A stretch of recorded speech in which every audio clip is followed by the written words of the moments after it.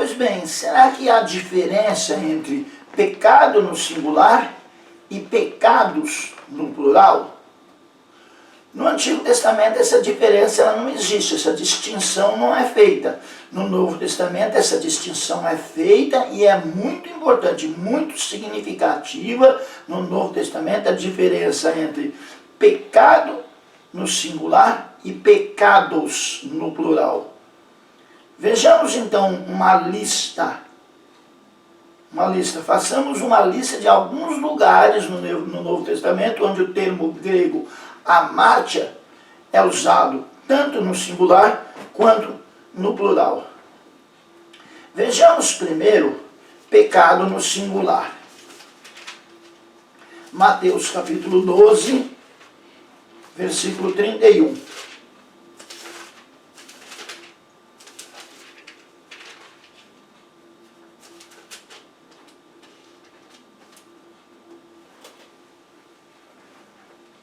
Mateus 12, 31. Portanto, eu vos digo, todo o pecado e blasfêmia se perdoará aos homens, mas a blasfêmia contra o Espírito Santo não será perdoada aos homens. Pecado no singular. Vejamos ainda João, capítulo 1, Evangelho segundo escreveu São João, capítulo 1, versículo 29. No dia seguinte, João viu a Jesus que vinha para ele e disse: Eis o Cordeiro de Deus que tira o pecado do mundo. Pecado no singular.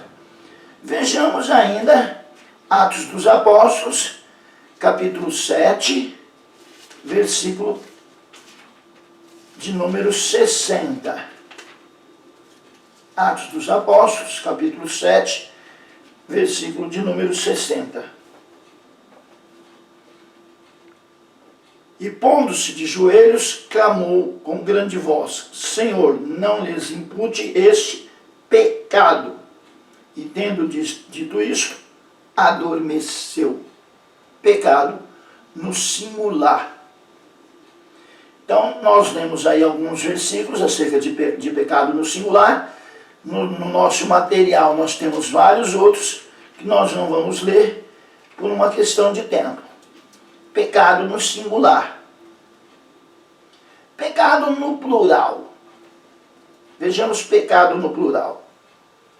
Evangelho segundo escreveu São Mateus, capítulo de número 1. Vejamos se na minha Bíblia tem Mateus.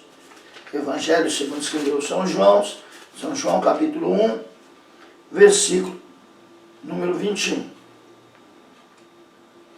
E dará à luz um filho, chamarás o seu nome Jesus, porque ele salvará o seu povo dos seus pecados. No plural, Mateus capítulo 1, versículo 21, pecados no plural. Vejamos o Evangelho segundo escreveu São Marcos. Evangelho segundo escreveu São Marcos, capítulo 1. Evangelho segundo escreveu São Marcos, capítulo 1, versículo 45. Não. Evangelho segundo escreveu São João, capítulo 1, versículos 4 e 5. Repetindo, Evangelho segundo escreveu São Marcos, capítulo 1, versículos 4 e 5. Apareceu João batizando no deserto e pregando o batismo de arrependimento para remissão dos pecados. E toda a província da Judéia e os de Jerusalém iam ter com ele, e todos eram batizados por ele no Jordão, confessando os seus pecados. Pecado no plural. Então vimos pecado no singular e pecados no plural. Temos também uma lista extensa aí no nosso material de pecados no plural. Pois bem, os os usos distintos de pecado e pecados são estes, que nós vimos, e vários outros. Sempre que a Bíblia se refere à conduta exterior do homem, orgulho, inveja, mentira e assim por diante, a palavra pecados aparece no plural. Aparece no plural. Então veja bem, conduta exterior do homem, pecados no plural, aquilo que o homem faz, conduta exterior. O termo pecado no singular, ele nunca é usado, a não ser que a tradução seja ruim. O termo pecado no singular nunca é usado na Bíblia para se referir ao pecado exterior. Pelo contrário, ele é empregado de duas maneiras. Então, olha, pecado exterior tem que ser pecados, tem que ser no plural, conduta exterior do homem. Pecado que não é conduta exterior, ele é empregado de duas maneiras. Vejamos, então, pecado no singular como é empregado. Ele é empregado primeiro, aqui na nossa sequência, primeiro indicando o pecado que reina interiormente dentro do homem. Então é pecado no singular, é aquilo que reina dentro do homem. Aquilo que os teólogos chamam de pecado original. Então aí aparece no singular, indicando o pecado que reina interiormente, seu poder ou seu domínio. O termo pecado no singular geralmente é empregado para especificar esse poder que reina sobre nós e que nos leva a cometer pecados. Então este poder, essa força que está em nós, singular, pecado, nos leva à conduta pecaminosa, nos leva a pecados. Então é bastante simples, é só lembrar que o singular vem primeiro. Pecado como força, como um poder presente em nós, no singular. Pecado, nossas ações, nossas condutas, no plural. Vejamos Romanos, capítulo 7. É uma questão importantíssima, a questão do pecado, principalmente no Novo Testamento, porque é uma doutrina. Nós estudamos o pecado na teologia bíblica do Novo Testamento. E na teologia sistemática, esse pecado, ele é chamado, na teologia bíblica do Novo Testamento, ele é chamado de amartiologia, esse estudo do pecado. É importantíssimo, porque se faz necessário entender acerca do pecado para poder entender também acerca da salvação. Romanos capítulo 7, versículo 23. Mas vejo nos meus membros outra lei que batalha contra a lei do meu entendimento e me prende debaixo da lei do pecado que está nos meus membros. O pecado presente aqui, Paulo diz que ele está presente no corpo. Paulo toma parte pelo todo e fala que o pecado está presente nos seus membros, porque são os membros que agem, são as mãos, são os pés, são os membros que agem. Mas na verdade, por isso Paulo cita o corpo. Mas essa força, esse poder presente em nós, ele está presente no nosso ser por inteiro e ele nos leva, essa força, pecado no singular, nos leva aos pecados no plural. É usado ainda assim, uma segunda maneira, o pecado como um termo coletivo. Pecado como um termo coletivo, um termo que abrange toda a sociedade. O pecado como um termo coletivo, algumas vezes se refere ao problema do pecado. Quando diz o mundo jaz no pecado. Então, muitas vezes a palavra pecado no singular, ela diz respeito ao pecado no coletivo. Quando O Evangelho segundo escreveu São João, no capítulo 1, versículo 29, diz que Jesus é o Cordeiro de Deus que tira o pecado do mundo. Ele tira esse princípio presente no meio. Ele vem, esse princípio presente no mundo. Ele é o Cordeiro de Deus que vence o pecado. Por isso diz que ele tira o pecado do mundo. O pecado, como nós vimos no singular, é uma lei que controla nossos membros, controla o nosso ser. Existe algo dentro de nós que nos leva a pecar, a cometer o mal. Esse algo é o pecado no singular. O termo pecado original ele foi criado pelos teólogos. A Bíblia não usa esse termo. Não usa esse termo. Tá? Portanto, não aparece em nosso estudo a palavra pecado original. Mas, se fosse teologia sistemática, nós usaríamos para essa força que existe em nós e que nos leva a uma conduta pecaminosa, nós chamaríamos de pecado original. Nós não estamos adotando esse expediente porque nós não estamos numa aula de teologia sistemática. Nós estamos em uma aula de teologia bíblica.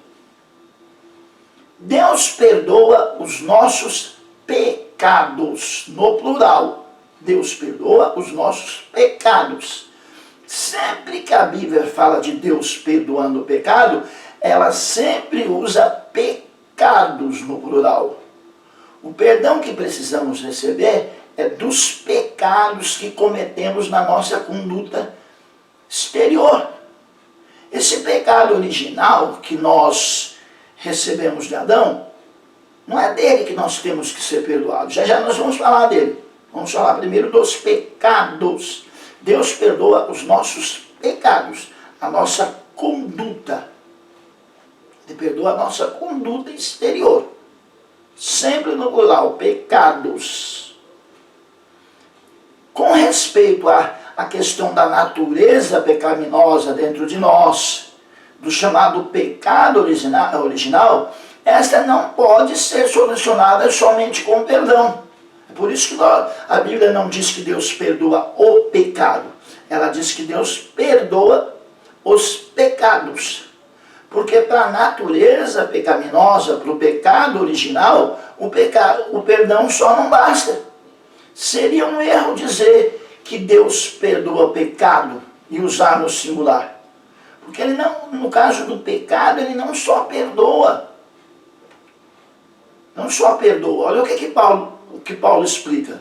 Porquanto Paulo ensina que Deus não só perdoa os nossos pecados e remove a sua condenação, mas também nos livra. Aí é mais do que perdoar. Ele nos livra do poder do pecado para que não pequemos. Então, uma coisa é Deus perdoar os pecados, a nossa conduta exterior. E outra coisa é Deus nos livrar dessa força chamada pecado. Então essa força ele mais do que perdoa. Ele nos livra dela, para que ela não nos domine. Aí cabe a nós depois nos mantermos livres, mas ele nos livra dela. Paulo diz, miserável homem que sou, quem me livrará do corpo dessa morte? Quem me livrará dessa natureza pecaminosa? Somente Cristo podia livrar Paulo da natureza pecaminosa, livrar, dar vitória a ele. E também somente Cristo pode dar vitória a nós sobre o pecado no singular, a natureza pecaminosa. Agora, a nossa conduta exterior, os nossos pecados, Deus perdoa. Mas vamos tentar entender isso melhor. Por que Deus só perdoa pecados? Visto que o pecado no singular é um senhor, é um poder, ele se assenhorou do homem, Adão, e através do homem Adão, o pecado se assenhorou. Ele tornou-se um senhor, um poder sobre toda a humanidade. Então, por que Deus só perdoa pecados? visto que o pecado, no singular, é um senhor, é um poder. Ele é algo pelo qual não somos diretamente responsáveis. Nós não somos diretamente responsáveis por essa natureza pecaminosa. Essa nós herdamos de Adão. Então não pode ser resolvido por meio do perdão. Aquilo que nós fazemos é resolvido por meio do perdão. O pecado original que nós herdamos de Adão, ele não é resolvido só por meio do perdão. Precisa haver um livramento, uma libertação do poder desse pecado. Mas os pecados no plural, aí sim, precisam de perdão, porque estes são nossa conduta pela qual somos responsáveis e provocarão penalidade a ser cobrada se nós não confessarmos e não formos perdoados. Esse sim, a conduta, se nós não confessarmos, não formos perdoados e não deixarmos essa conduta, essa sim nos levará à penalidade, porque essa é a responsabilidade diretamente nossa. Não é uma questão tão difícil. Parece difícil, mas ela não se torna tão difícil quando é analisada à luz da Bíblia, à luz de texto e contexto. Por esta razão, sempre que a Bíblia menciona a questão de confessar pecados, é sempre no plural, nunca no singular. Os pecados, a conduta pecaminosa é que precisa ser confessada, precisa ser reconhecida diante de Deus, para que seja perdoada, e é necessário que o homem a deixe. Para deixá-la, é necessário que o próprio Deus, somente Deus pode fazer isso, o livre do poder do pecado. Como é que Deus o livra do poder do pecado? Pelo novo nascimento. Quando ele nasce de novo, Deus o livra do poder do pecado. E aí então ele livre do poder do pecado, por meio da busca da santificação, que também é Deus que santifica. Veja que o homem não faz nada, é tudo Deus que faz. O homem só busca, o homem só se aproxima. Quem o santifica é Deus. A vontade de Deus é a nossa santificação. É Ele que nos santifica quando nós nos aproximamos dele. Então, olha, e chamarás o seu nome Jesus, porque ele salvará o seu povo dos seus pecados. Mateus capítulo 1, versículo 21. Isto quer dizer que o Senhor Jesus nos salva de todos os pecados em nossa conduta. Ele nos salva dos pecados em nossa conduta. Do poder do pecado original, não é perdão, é livramento, é libertação do poder do pecado original. Parece ser a mesma coisa, mas quando examinado calmamente, fica claro que trata-se de coisas diferentes, de assuntos diferentes. Estando vós mortos em pecados, em delitos e em pecados, Efésios capítulo 2, versículo 21. Estando vós mortos em delitos e pecados. Observe que a palavra pecado aqui está no plural. Estando vós mortos em delitos e pecados. Foram os pecados que mataram. Foi a conduta exterior do homem que viveu, e às vezes ainda vive no pecado, que o matou. Tá? Estando vós mortos em delitos e pecados.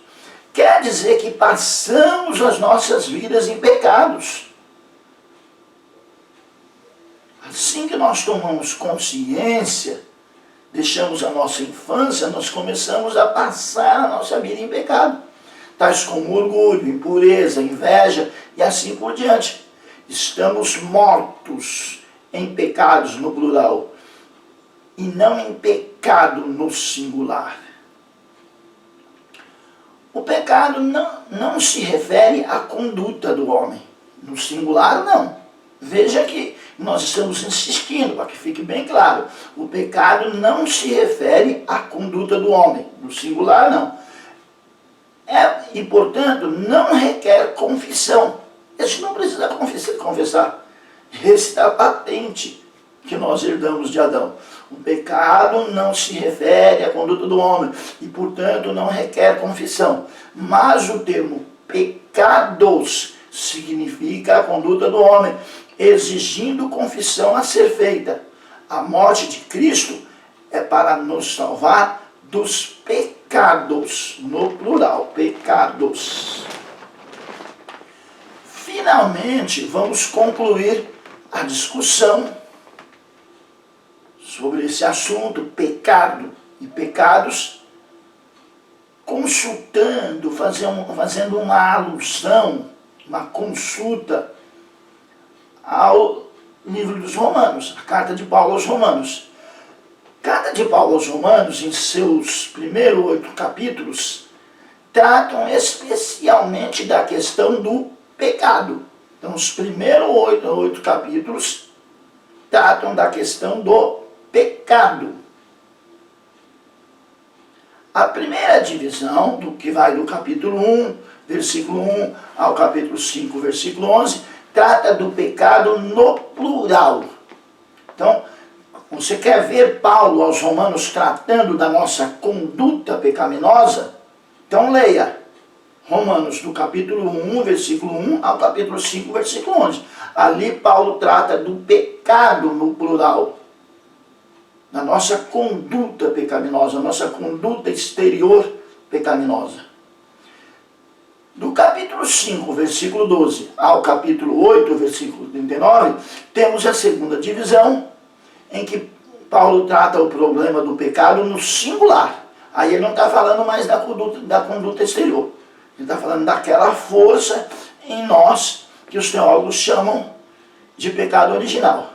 Capítulo 5, versículo 12, até capítulo 8, versículo 39, com exceção do capítulo 7, versículo 5.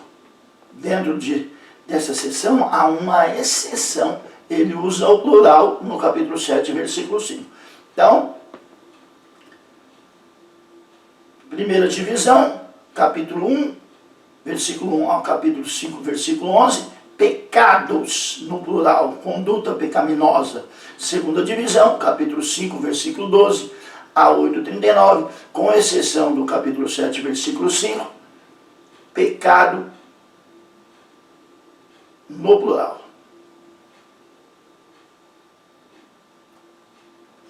Recapitulando, segunda seção, capítulo 5, versículo 12 a capítulo 8, versículo 39, temos a segunda divisão que trata do problema do pecado no singular. Segunda divisão, 5, versículo 12 a 8, versículo 39, pecado no singular. Dentro dessa segunda divisão, há uma exceção no capítulo 7, versículo 5, onde aparece o pecado no plural. A primeira divisão trata do pecado como atos individuais, isto é, as expressões exteriores da conduta pecaminosa. Estes casos pecaminosos e suas penalidades devem ser tirados, devem ser eliminados. São eles que Jesus perdoa.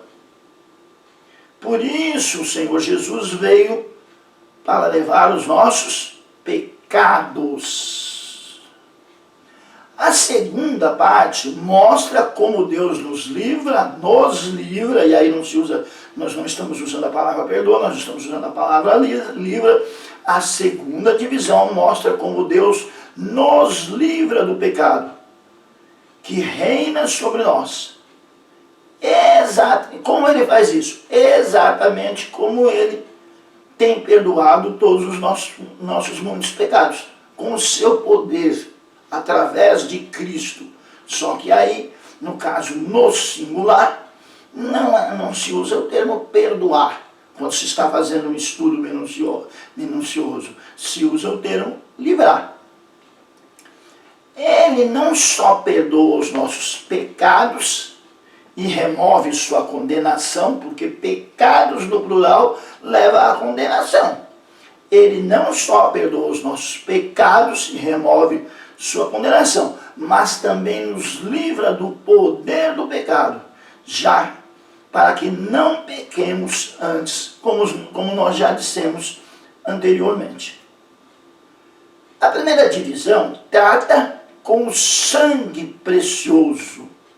A primeira divisão de Romanos trata com o sangue precioso de Cristo, enquanto a segunda divisão trata com a cruz.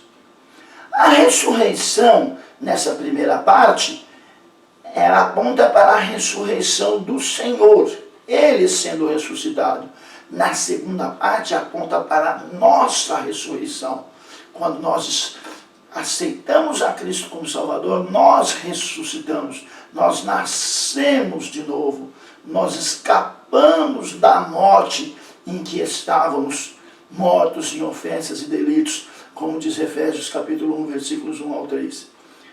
Pois bem, a primeira enfoca o Senhor Jesus sendo crucificado e derramando seu sangue por nós. A segunda enfoca a nossa crucificação com o Senhor. A primeira parte trata o perdão. A segunda trata o livramento. A primeira parte trata o perdão dos pecados, da nossa conduta pecaminosa no plural. A segunda parte trata o livramento da força, do poder do pecado. A primeira parte trata com a justificação. Na primeira parte, ele nos perdoa e nos torna justo. Na segunda parte, ele nos santifica. A primeira parte resolve a penalidade do pecado.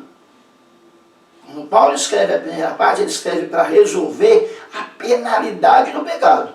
A segunda parte, ela dissolve o poder do pecado. Então nós precisamos examinar essas duas sessões. Vamos fazer um breve intervalo e voltamos com a soberania de Deus.